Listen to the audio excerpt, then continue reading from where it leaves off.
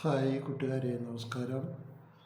ഇന്ന് ഞങ്ങൾ ക്രിസ്ത്യാനികളുടെ ക്രൈസ്തവരുടെ ഓശാന പെരുന്നാൾ ആണ്. ഓശാന കുരുത്തോലയൊക്കെ തോളിലും കയ്യിലൊക്കെ പിടിച്ച് കുരിശുകളൊക്കെ അതുകൊണ്ടൊക്കെ ഉണ്ടാക്കി ഇങ്ങനെ പ്രദക്ഷിണമായിട്ട് പള്ളിക്ക് പോയാലും വെക്കുകയോ അല്ലെങ്കിൽ കുറച്ച് ദൂരം നിൽക്കുകയൊക്കെ ചെയ്ത് പള്ളികളിലൊക്കെ ക്രൈസ്തവരായ എല്ലാ ജനങ്ങളും ആഘോഷിക്കുന്ന ഒരു ആഘോഷം. അതാണ് ഓശാന എന്നാണ് ഞാൻ മനസ്സിലാക്കുന്നത്. അത് എല്ലാ വർഷവും ഇങ്ങനെ ആചരിക്കും. ഓശാന വെച്ചാൽ ഇന്നിപ്പോൾ അച്ഛൻ കുരുത്തോലയൊക്കെ എടുത്ത് അത് തെങ്ങിൻ്റെ അയളം കോലകളൊക്കെ മുറിച്ചെടുത്ത് ആശീർവദിച്ച് ഇച്ചിരി അനാമ്പെള്ളമൊക്കെ തെളിച്ചങ്ങ് കൊടുക്കുകയാണ്. അത് വിശ്വാസികളുടെ വിശ്വാസം എന്ന് പറഞ്ഞാൽ ഇതിങ്ങനെ വീട്ടിലൊക്കെ കൊണ്ട് വെച്ച് കഴിഞ്ഞാൽ പിന്നെ ഒരു കൊല്ലത്തേക്ക് അടുത്ത ഈ ഓശാന വരെ അവിടെ മറ്റ് വാദപ്രേത പിശാചുക്കളോ ഒന്നും അടുക്കിയല്ല. അത് ഔഷധമായിട്ടൊക്കെ ചുട്ടുകരിച്ചതിലൊരു കലക്കി കൊടുക്കും. ഇങ്ങനെ ഒട്ടേറെ കാര്യങ്ങൾ അതുകൊണ്ടൊക്കെ ചെയ്യുക. എന്തായാലും ഇത് വീട്ടിൽ കൊണ്ടുപോയി ഇങ്ങനെ സൂക്ഷിച്ച് വെക്കണം. പിന്നെ അപ്പം പുഴുകുന്നവരൊക്കെ ഇതിൽ നിന്നൊരു കഷ്ണം മുറിച്ചിട്ട് കുരിശിൻ്റെ ആകൃതിയൊക്കെ ഉണ്ടാക്കി അപ്പത്തിന് മുകളിൽ വെച്ച് വേണം പുഴുകാനെന്നൊക്കെ ഇങ്ങനെയുള്ള ചില ചടങ്ങുകളൊക്കെ ഉണ്ട്. എന്ന് എഴുതി വെക്കപ്പെട്ടതൊന്നും അല്ലെന്നാണ് എനിക്ക് തോന്നുന്നത്. ഇങ്ങനെ എങ്ങനെയോ ഒന്ന് വെട്ട ഒരു ആചാരം പോലെ തോന്നുക എനിക്ക്. എന്തായാലും ആ ആചാരത്തിൻ്റെ പിന്നിൽ ഞാൻ ചിന്തിക്കുമ്പോൾ എനിക്കൊരു ഇന്നത്തെ ആചരിക്കുന്ന ഓശാന എന്ന് പറയുന്നത് യേശു ജെറൂസലേം ദേവാലയത്തിലേക്ക് രാജകീയമായ ഒരു അകമ്പടിയോടുകൂടി പോകുന്ന ഒരു രംഗമാണ്. അത് പോകുന്നത് ഒരു കഴുതക്കുട്ടിയുടെ പുറത്താണ്. അത് അന്ന് വരെ ആരും ഉപയോഗിച്ചിട്ടില്ലാത്ത കഴുതക്കുട്ടിയെന്നാണ് പറയുന്നത്. അതിൻ്റെ പുറത്ത് കയറി കഴുതക്കുട്ടി ആണേലും അതിന് നടക്കുമ്പോൾ കാല് ഒക്കെ വേദനിക്കാതിരിക്കാൻ രമണമുള്ളാതിരിക്കാനൊക്കെ ആയിരിക്കും ഒലുവിൻ്റെ കമ്പുകളും ചില്ലകളും എല്ലാം വഴി മുഴുവൻ പറിച്ച് ഒടിച്ച് വിതറിയും അവനവൻ്റെ കയ്യിലുള്ള വസ്ത്രങ്ങളൊക്കെ വഴിയിൽ വിരിച്ചും ഒക്കെ ആയിട്ട് ഓശാന പാടി ഇങ്ങനെ ജെറൂസലേമിൻ്റെ രാജാവിന് സ്തുതിഗീതങ്ങളൊക്കെ പാടി അങ്ങ് ആനയിക്കുകയാണ്. ഈ കഴുതക്കുട്ടിയുടെ പുറത്ത് പോയതാണെന്നാണ് എനിക്ക് മനസ്സിലാകാത്തത്. അവിടെ വേറെ രാജകീയമായ രീതിയിലാണെങ്കിൽ എല്ലാ കുതിരയുടെയൊക്കെ പുറത്തല്ല സഞ്ചരിക്കുന്നുണ്ട്.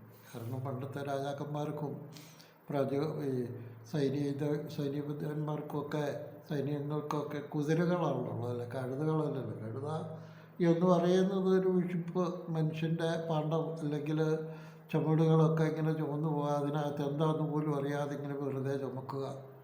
അത് കുന്നും മലയൊക്കെ കയറാനായിട്ടും വഴി നീളെ അവന് അത് ചുമക്കുന്നത് കൂടാതെ അതിന് തല്ലും കൊള്ളുക.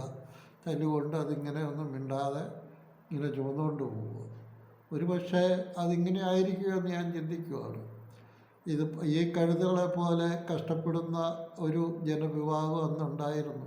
എന്ന് വെച്ച് കഴിഞ്ഞാൽ പുരോഹിത വർഗത്തിൻ്റെയും യഹൂദ പ്രമാണിമാരുടെയും അങ്ങനെയുള്ള ആ ശ്രേഷ്ഠ വ്യക്തികളുടെ എല്ലാ ജാതികളുടെയൊക്കെ ശ്രേഷ്ഠന്മാരെന്ന് സ്വയം അവകാശപ്പെടുന്ന അവരൊക്കെ അന്ന് അവർക്കെതിരെയാണല്ലോ യേശു പ്രസംഗിച്ചത്. അപ്പോൾ അതിൽ നിന്നൊക്കെ ഒരു മാറ്റം വരാൻ വേണ്ടിയാണല്ലോ യേശു പ്രസംഗിച്ചത്. ഈ അന്ധരും കുരുടരും മൂകരും ബധിരരും ഒക്കെ ആയിട്ടുള്ള ആൾക്കാരൊക്കെ ശപിക്കപ്പെട്ട ഒരു ജനവിഭാഗം. അവർക്ക് ഒരു നീതി ലഭിക്കുവാൻ കഴുതയെപ്പോലെ മറ്റുള്ളവരുടെ ഇഴുപ്പ് ചുമക്കാൻ വേണ്ടി മാത്രം ജീവിക്കുന്ന ഒരു പറ്റം മനുഷ്യർ, അവരെയാണ് യേശു സംഘടിപ്പിച്ച് ഉദ്ദേശിച്ച് അവരും മനുഷ്യരാണ്, അവർക്കും നിങ്ങളിലുള്ള പങ്ക് കൊടുക്കണം എന്ന് പറഞ്ഞുകൊണ്ട് അന്നത്തെ നിയമവ്യവസ്ഥയെല്ലാം എതിർത്തുകൊണ്ട് സംസാരിച്ച് ജനങ്ങളെല്ലാം ഇഷ്ടപ്പെട്ട് അതിൻ്റെ കൂടെ ചില അത്ഭുതങ്ങളൊക്കെ പ്രവർത്തിച്ചു എന്നാണ് പറയുന്നത്. അതിലേറ്റവും എനിക്കിഷ്ടപ്പെട്ട അത്ഭുതം എന്താണെന്ന് വെച്ച് കഴിഞ്ഞാൽ വിശക്കുന്ന മനുഷ്യന് വെറുതെ അവൻ വിശന്നു പോകാൻ പാടില്ല, അവർക്ക് ഭക്ഷണം കൊടുക്കൂ എന്ന് പറയുന്നത്. കാരണം ഏറ്റവും നല്ലൊരു അത്ഭുതമായിട്ടും വലിയ അത്ഭുതമായിട്ടും എനിക്ക് തോന്നിയത് അതാണ്, വിശക്കുന്നവന് ഭക്ഷണം കൊടുക്കണം എന്ന ആ സന്ദേശം.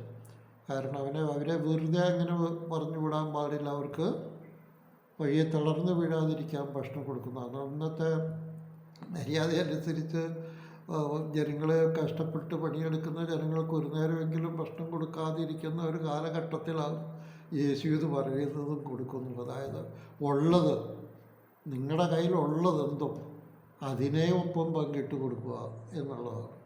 അതാണ് അവിടെ ചെയ്തത്. എല്ലാവർക്കുമായി വീതിച്ചു കയ്യിലുള്ളത്, എന്നിട്ട് എല്ലാവർക്കുമായി കൊടുത്തു. അത് ശരിക്കും ആ സന്ദേശമാണ് എനിക്ക്. മനുഷ്യൻ ഇന്നുമാത്രം ഭൂമിയിൽ എന്തോരം ജനങ്ങളാണ് കഷ്ടപ്പെട്ട് വിശന്ന് കഴിയുന്ന, അല്ലെ, ഒരു നേരത്തെ ആഹാരം പോലും ഇല്ലാതെ, ഒരു ഉടുമുണ്ടിൽ വസ്ത്രമില്ലാതെ, തലചായ്ക്കാൻ ഒരു വീടോ കൂരയോ ഒന്നും ഇല്ലാത്ത എന്തോരം ജനങ്ങൾ ഇന്നുണ്ട്. അന്നേരവും നമ്മളിവിടെ ആ ആൾക്കാരെയൊക്കെ അതിലേക്ക് കൂടുതൽ ആൾക്കാരെ കൊണ്ടുവരാമോ എന്ന് നോക്കുന്ന ഭരണകൂടങ്ങളെയാണ് കാണുന്നത്. അവരിൽ നിന്നുള്ളതും കൂടി മേടിച്ചിട്ട് പല രീതിയിലാണ് മേടിച്ചിട്ട് ഉള്ളവനിലേക്ക് കൊടുക്കുക. ബൈബിൾ പറയുക, ഇല്ലാത്തവൻ്റെ കൂടെ എടുത്ത് ഉള്ളവന് കൊടുക്കപ്പെടും എന്ന്. അതാണിപ്പോൾ ഇവിടെ നമ്മൾ അന്നും ഇന്നും ഒക്കെ കാണുന്നത്. അതാണിപ്പം നടക്കുന്നത്. അപ്പോൾ ആ ഒരു സമൂഹത്തിൻ്റെ പുറത്താണ് അവൻ ആ കഴുതയുടെ പ്രതീകമായി എനിക്ക് തോന്നുന്നു. ആ കഴുതക്കുട്ടിയുടെ അന്നേ വരെ ആരും കയറാത്ത ആ കഴുതക്കുട്ടി എന്ന് പറയുന്നത് എനിക്ക് തോന്നുവാണ് ഭാവി തലമുറയെയാണ് അവിടെ ഉദ്ദേശിക്കുന്നത് എന്നാണ് തോന്നുന്നത്. കാരണം വരും തലമുറയെങ്കിലും ഈ അടിമത്തത്തിൽ നിന്നും മോചിക്കപ്പെടണം, ഈ തിരിച്ചുവേദത്തിൽ നിന്നും മോചിക്കപ്പെടണം. അവനും കൂടെ ഉള്ളതാണ് മറ്റുള്ളവർ വെറുതെ ഉപയോഗശൂന്യമാക്കി കളയുന്നത്, സൂക്ഷിച്ചു വെക്കുന്നത്. അങ്ങനെ അതൊക്കെ എല്ലാവർക്കുമായി കൊടുക്കണം. പിടിച്ചെടുക്കാനോ പിടിച്ചു പറിക്കാനോ ഒന്നുമല്ല പറയുന്നത്. ഇല്ലാത്തവന് നിങ്ങൾ കൊടുക്കുവിൻ എന്നാണ് പറയുന്നത്. നിങ്ങൾക്കുള്ളത് കിട്ടിക്കോളും.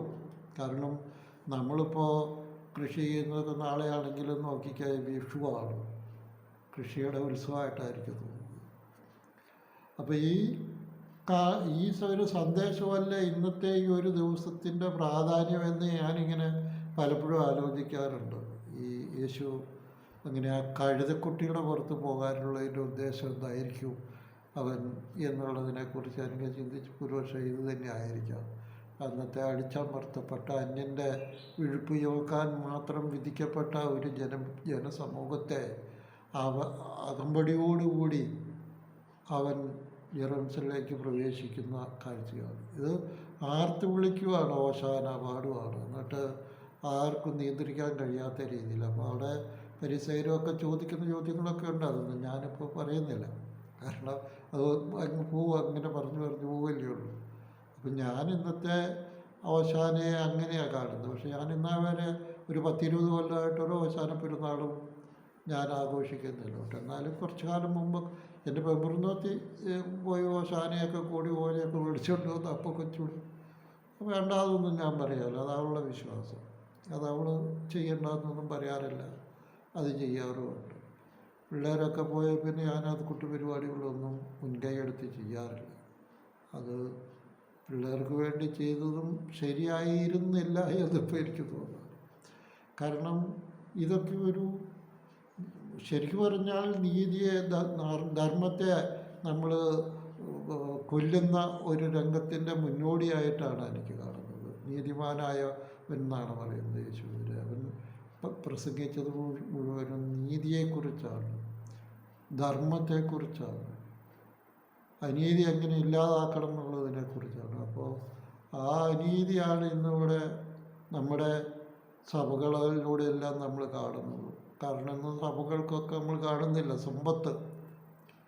എന്തിനതിങ്ങനെ കൂട്ടി പറമ്പായിട്ടും പണമായിട്ടും ഒക്കെ ഇങ്ങനെ വാരി സൂക്ഷിക്കുകയാണ്, കൂട്ടുകയാണ് വിട്ടുകൊടുക്കാതെ. അതിന് പോലും നികുതി ശരിക്കും അതിൻ്റെ ഒന്നും കണക്ക് പോലും സർക്കാരിന് കൊടുക്കുന്നില്ല. അതിനൊരു നികുതി പോലും കൊടുക്കുന്നുണ്ടോ എന്ന് സംശയമാണ്.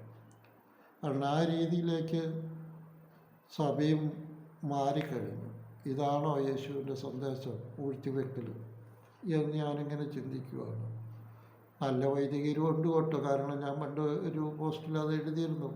എൻ്റെ ചെറുപ്പത്തിൽ ഞാൻ പഠിച്ച ഗോവേന്തയിലെ ആ വൈദികർ അവരവരുടെ രാവിലത്തെ കുർബാന കഴിഞ്ഞിട്ട് അവരുടെ തൊഴുത്തിലും കൂട്ടിലൊക്കെയുള്ള ജീവികൾക്ക്, എന്ന് വെച്ചാൽ പന്നി, കോഴി, താറാവ്, പശുക്കളൊക്കെ ഉണ്ട്, അവയ്ക്കൊക്കെ തീറ്റയും കൊടുത്തിട്ട് പറമ്പിലേക്ക് ഇറങ്ങുവാണ്.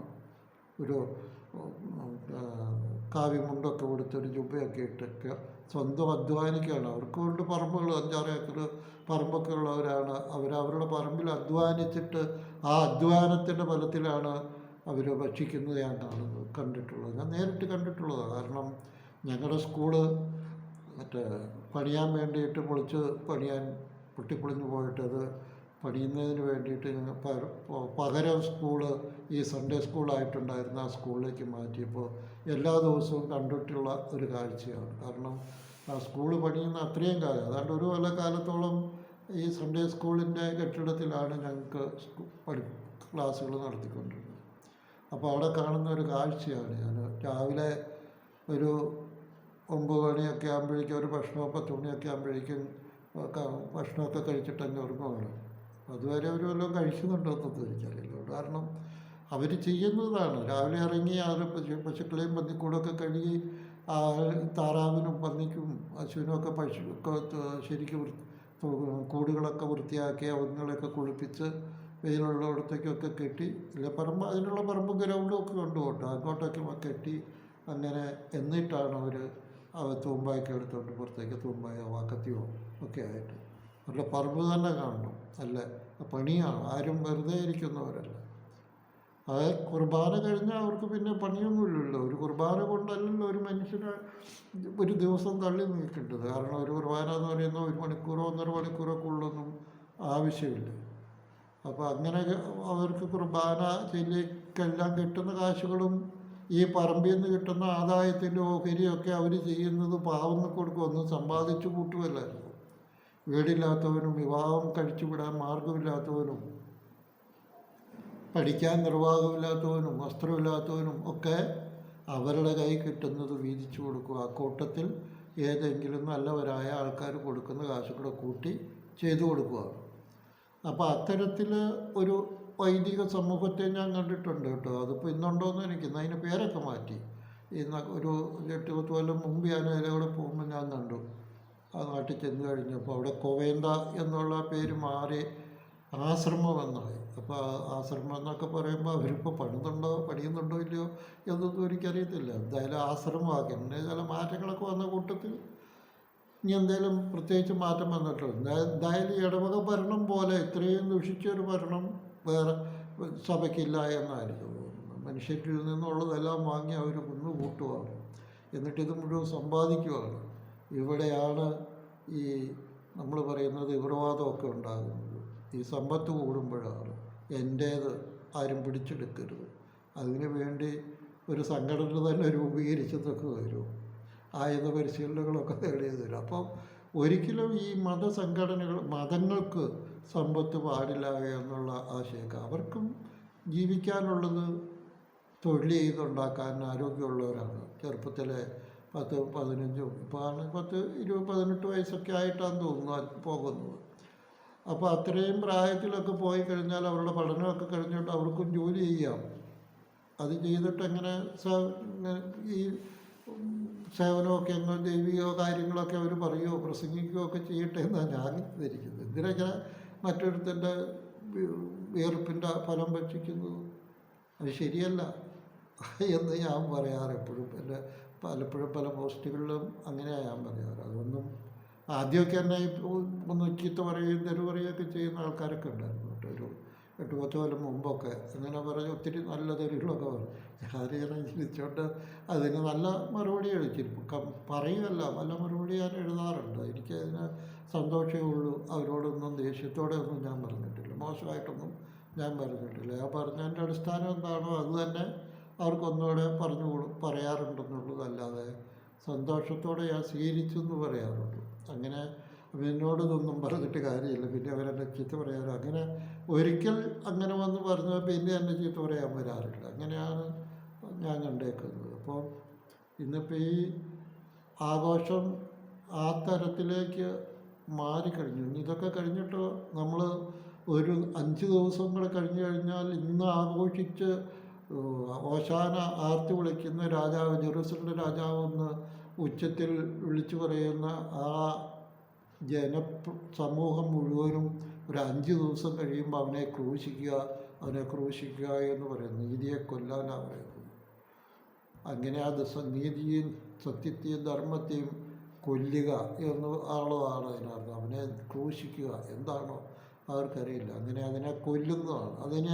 അങ്ങനെ കൊന്ന് വെള്ളിയാഴ്ചയോടുകൂടി കൊണ്ടുപോയി കുഴിച്ചിടുകയാണ്. അതാണ് നമ്മൾ ക്രിസ്ത്യാനികൾ ആഘോഷിക്കുന്നത് വലിയ ആഴ്ചയായിട്ടാണ്, ഏറ്റവും വലിയ ആഴ്ച. കാരണം ഒരു നീതിയെ കൊല്ലുക എന്നുള്ള സന്ദേശമാണ്. അനീതിയെ, അധർമ്മത്തെ തലയിൽ വയ്ക്കുക എന്നുള്ള ആശയമാണ് എന്ന് എനിക്ക് തോന്നിപ്പോവാണ്. കാരണം അത് എൻ്റെ മാത്രമായ തോന്നലാണ് കേട്ടോ, അതല്ലാതെ മറ്റാരുടെയും തോന്നലല്ല. അപ്പം അതുകൊണ്ട് എനിക്കങ്ങനെ തോന്നുന്നതുകൊണ്ട് ഞാനത് ആ ഒരു ആചാരത്തിൽ പങ്കാളിയാകാറില്ല. എനിക്കങ്ങനെ ഈസ്റ്ററും വിഷുവും ക്രിസ്മസും ഒന്നുമില്ല കേട്ടോ. കാരണം ഞാനത് പലപ്പോഴും പറയാറുണ്ട്, ആഘോഷിക്കാറില്ല. ഈ ഈസ്റ്ററും ക്രിസ്മസും ഒന്നും ആഘോഷിക്കുന്നില്ലെങ്കിലും ഈ വിഷു എന്ന് പറയുന്നത് കാർഷിക അഭിവൃദ്ധിക്ക് വേണ്ടി, അതായത് കൂട്ടായ ഒരു കൃഷിയുടെ സന്ദേശമാണെന്നാണ് എനിക്ക് തോന്നുന്നത്. അതുകൊണ്ട് അതിനെ നമുക്ക് തള്ളിപ്പറയാവുന്ന ഒന്നല്ല. കാലാവസ്ഥ മാറിയപ്പോൾ ആ രീതിക്ക് ചില മാറ്റം, രീതിയല്ല ആഘോഷം അങ്ങനെ ഉണ്ടെങ്കിലും ആ കൃഷി സമ്പ്രദായത്തിന് മാറ്റം വന്നു എന്നുള്ളത്. ഇന്നിപ്പോൾ കൃഷി തന്നെ ഇല്ല, ആ രീതിയിലേക്ക് വന്നിരിക്കുകയാണ്. ഇന്നത്തെ നമ്മുടെ ചെറുപ്പക്കാരിപ്പോൾ എൻ്റെയൊക്കെ പ്രായമുള്ളവരാണ് അധികവും ഇപ്പോൾ ഉള്ളൂ. ഇതൊക്കെ കഴിഞ്ഞാൽ പറമ്പൊക്കെ ഇപ്പം തന്നെ വെറുതെ കിടക്കുക, പണിയെടുക്കുന്നില്ല. അവർക്കൊക്കെ എന്തിനാ ഇതൊക്കെ ചെയ്യുന്നത്, അല്ലാതെ കാശ് മറ്റേ തൊഴിലൊക്കെ ചെയ്ത് വിദേശത്തൊക്കെ പോയി പണം ഉണ്ടാക്കുവാണല്ലോ ഇപ്പോൾ എല്ലാ പിള്ളേരും. ഒരു പഠിത്തമൊക്കെ കഴിഞ്ഞാൽ SSLC കഴിഞ്ഞാൽ അപ്പോഴേ പോകും. ചിലർ +2 കഴിഞ്ഞാൽ പോകും, ചിലർ ഡിഗ്രി കഴിഞ്ഞാൽ പോകും. അത് ഓരോരുത്തരുടെ കഴിവിനനുസരിച്ച് തിരക്കാണതിനനുസരിച്ച്. ഇപ്പോൾ ഡിഗ്രിക്കൊക്കെ പഠിക്കാൻ പറ്റുന്ന പിള്ളേർ, അത് ഞാൻ പല പിള്ളേരോട് നിങ്ങൾ ഡിഗ്രിയൊക്കെ കഴിഞ്ഞ എവിടെയെങ്കിലൊക്കെ ഇപ്പം തന്നെ പോകണം, ഇതൊക്കെ മതി, വല്ല ഹോട്ടൽ മാനേജ്മെൻറ്റും ഒക്കെ അങ്ങനെ ഡിപ്ലോമയൊക്കെ പഠിച്ചിട്ടങ്ങ് പോവുകയാണ്. എന്തിനാ പണം ഉണ്ടാക്കുക, അവർക്ക് പണമാണ് ആവശ്യം, പെട്ടെന്ന് പണക്കാരനാണ്, അവരുടെ ജീവിതം അങ്ങനെ അടിച്ച് പൊളിച്ച് ആഘോഷിക്കണം, ആ രീതിയിലേക്ക് പോവുകയാണ്. അപ്പോൾ ആ രീതിയൊക്കെ ഈ ഒരു കാലഘട്ടത്തിൽ മാറ്റം വരും. കൃഷി എന്ന് പറയുന്നത് നമ്മുടെ ആഹാരത്തിന് വേണ്ടിയിട്ട് എല്ലാവരുടെയും ആഹാരം നൽകുന്ന കൃഷിയാണ്. അപ്പോൾ അതിനെ ഉപേക്ഷിക്കുക എന്നുള്ളത് എല്ലാവരും ഉപേക്ഷിച്ചിങ്ങനെ പണത്തിൻ്റെ പിന്നാലെ. പണം മാത്രം പോരാ. പണ്ടത്തെ മനുഷ്യരും കൃഷിയൊക്കെ ചെയ്തിരിക്കുന്നത് കണ്ടുവാനും ലാഭം കിട്ടാൻ വേണ്ടിയിട്ടൊന്നും ആയിരുന്നില്ല എന്നാണ് എനിക്ക് തോന്നുന്നത്. ശരി കൂട്ടുകാരെ, അതിനെക്കുറിച്ച് ഇപ്പോൾ പറയുന്നത് വിഷു നാളെയാണ്, ഇപ്പോഴേ പറയുന്നത് ഒരു ശരിയുള്ള കാര്യമല്ല. എല്ലാ കൂട്ടുകാർക്കും ആശംസകൾ അർപ്പിച്ചുകൊള്ളു.